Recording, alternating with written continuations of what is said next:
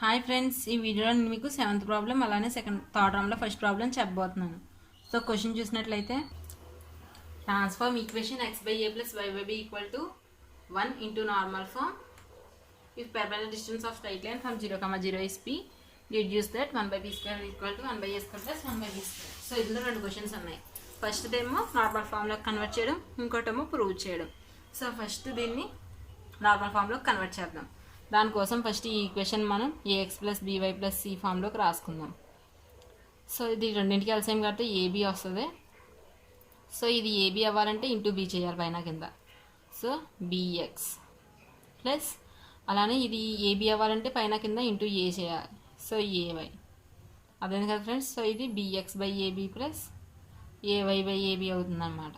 So a b అనేది denominator equal కాబట్టి b x plus a y by a b అవుతుంది equal to 1. So cross multiplication చేస్తే b x plus a y equal to a b. So a b తెచ్చుకుంటే b x plus a y minus a b equal to 0. So దీన్ని a x plus b y plus c ఈక్వేషన్తో compare చేద్దాం. So ఇక్కడ a equal to b అలానే B equal to a. So మనకు తెలుసు ఈ ఈక్వేషన్ని మనం నార్మల్ ఫామ్లో కన్వర్ట్ చేయాలంటే divided by a square plus b square చేస్తాం. సో ఇక్కడ ఏ ఏమో బి కాబట్టి బీ స్క్వేర్ ప్లస్ ఏ స్క్వేర్తో ఈ టోటల్ ఈక్వేషన్ని డివైడ్ చేద్దాం.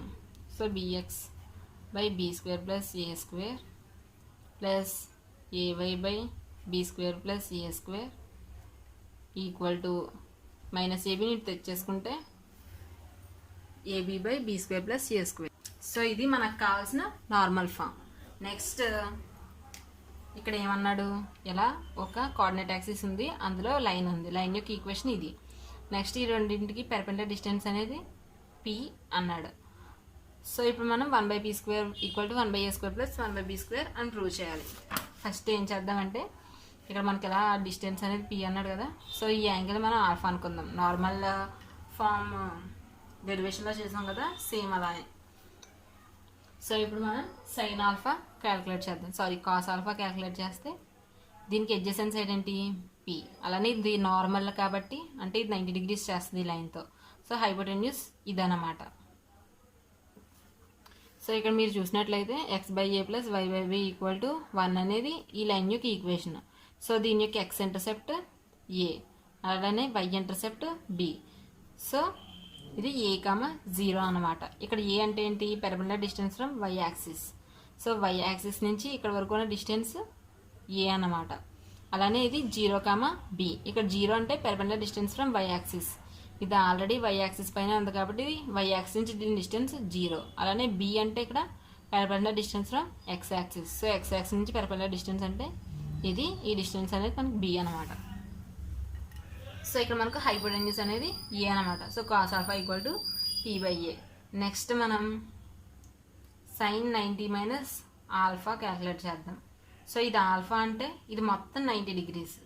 సో ఈ ముక్క ఏమవుతుంది మనకు చూడండి, ఇక్కడ చూసినట్లయితే ఇది ఆల్ఫా. సో ఇది మొత్తం 90 degrees మనకు. సో మనకి ఈ ముక్క కావాలంటే ఏం చేయాలి, మొత్తంలోంచి ఈ ఆల్ఫా తీసేయాలి. అంటే మొత్తం అంతా 90 మైనస్ ఆల్ఫా అనమాట ఈ యాంగిల్ అనేది మనకు. సో ఈ యాంగిల్ మనకు 90 మైనస్ ఆల్ఫా. ఇప్పుడు మనం సైన్ 90 మైనస్ ఆల్ఫా కడుతున్నాం అంటే sorry cos 90 minus alpha calculate చేద్దాం. అప్పుడు ఏమొస్తుంది మనకు, కాస్ అంటే సో మనకు ఇది ఎలా ఉంది, ఇది 90 మైనస్ ఆల్ఫా, ఇది బి అలానే ఇది పి.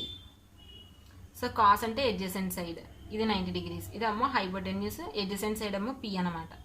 పి బై హైపోటెన్యూస్ ఏమో బి.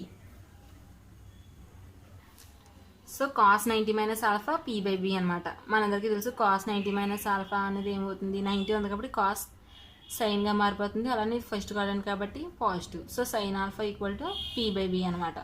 ఇది మీకు క్లారిటీగా అర్థం అవ్వాలంటే all silver tea cups video చూడండి, మీకు బాగా అర్థమవుతుంది.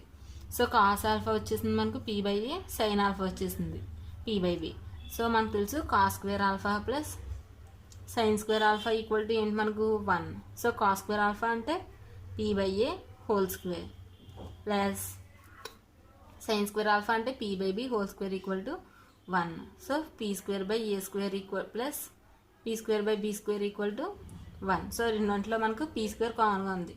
కామన్ తీస్తే p square of a square plus b square plus 1/b square equal to 1. So p square ఇక్కడ ఇంటూ చేస్తుంది, ఇటు సైడ్కి వస్తే డివైడ్ చేస్తుంది. So 1/a square plus 1/b square equal to 1/p square. So ఈ విధంగా మనకు వచ్చిందనమాట. నెక్స్ట్ ప్రాబ్లం చూద్దాం. A straight line passing through a makes an angle of 30 degrees with OX in positive direction. Find the points of straight line whose distance from a is 4 units.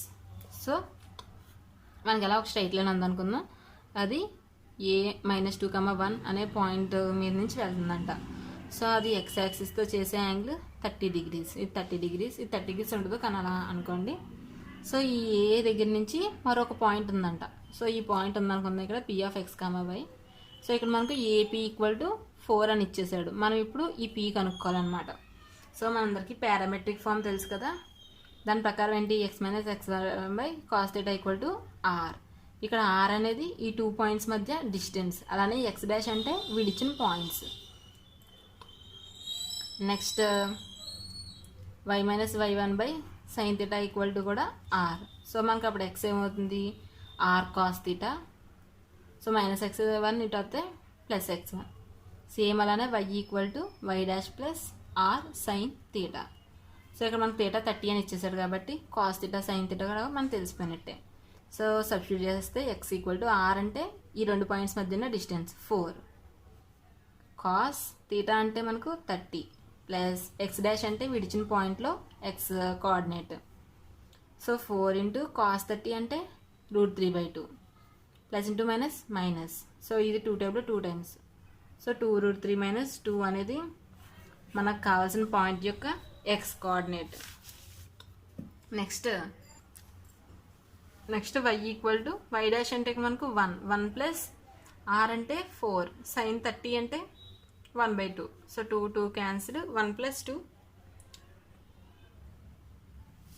3 అన్నమాట. So మనకు కావాల్సిన point యొక్క coordinates 2√3 - 2, 3. Thanks for watching my video. అలాంటి videos కోసం మా ఛానల్ని subscribe చేసుకోండి. So next చూసినట్లయితే మనందరికీ తెలుసు x equal to x dash plus r minus r cos θ. ఎందుకంటే ఇక్కడ mod r అంటే +r - r అనమాట. సో ఇక్కడ +r- ఉంటుంది, ఇక్కడ +r- ఉంటుంది. So y equal to y dash plus r minus r sin θ. So ఇక్కడ మనం ప్లస్తో చేసేసాం ఆల్రెడీ. సో ఇప్పుడు మనం మైనస్తో చేయాలి. x equal to x dash minus r cos θ. అలానే y equal to y dash minus r sin θ. So x dash ఏంటి ఇక్కడ మనకు -2 మైనస్ r అంటే 4, cos θ ఆల్రెడీ క్యాలిక్యులేట్ చేస్తే ఎంత √3/2. So 2 cancel, -2 - 2√3. Next y calculate చేస్తే y equal to y dash అంటే 1 minus r అంటే 4 ఇంటూ sin θ ఎంత 1/2. So 2 times 1 - 2 -1. సో మనకు కావాల్సిన కోఆర్డినేట్స్ అనేవి -2 - 2√3, -1.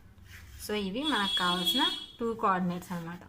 అంటే -2,1కి ఈ పాయింట్కి మధ్య డిస్టెన్స్ 4, అలానే -2,1కి దీనికి కూడా డిస్టెన్స్ 4 అనమాట. Thanks for watching my video. అలాంటి వీడియోస్ కోసం మా ఛానల్ని సబ్స్క్రైబ్ చేసుకోండి.